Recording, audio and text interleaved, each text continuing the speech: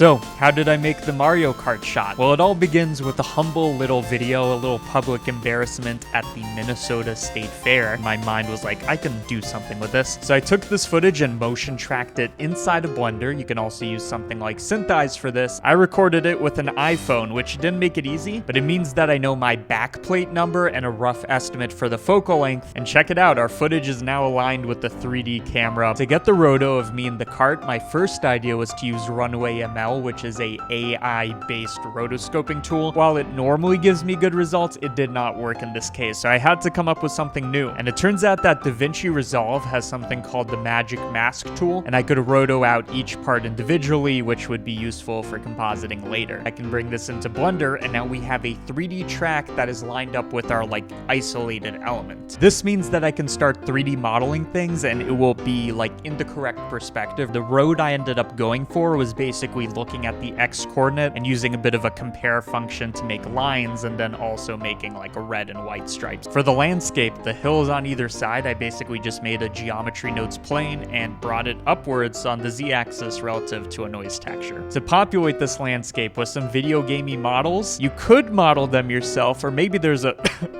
website that has all the game models for you. Putting the roto on top of this, it does not look real, but you might not actually know why it doesn't look real, and the answer is actually in the wheels of the kart. Your brain knows that the kart's wheel is supposed to turn, but of course it was a stationary thing, so it doesn't do that. I made a cylinder and used this kind of tire-like texture and wrapped it around it. You can see that it doesn't fucking attach to the thing. I had a lot of trouble with this. So what I decided to do at the end of the day was just scale and rotate and move these wheels, which isn't technically correct, but from the camera it works, so it works. I wanted to make myself king of the road, which means I needed a crown to rotate on top of me. And again, I needed a model.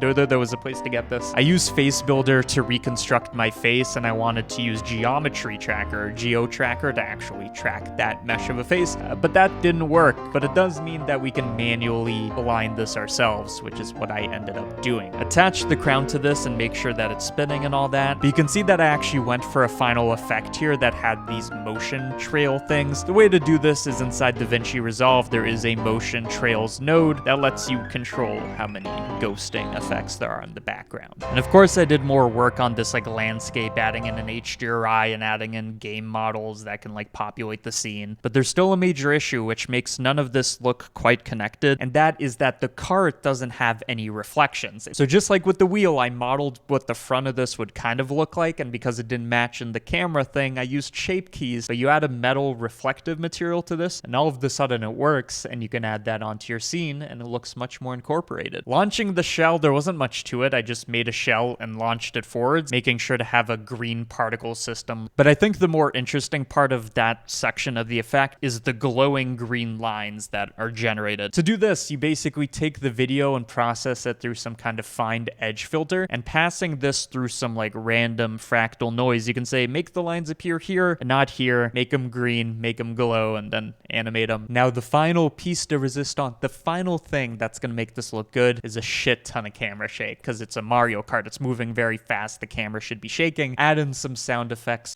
and voila. I'll make a 1-hour tutorial about this. Get ready for that.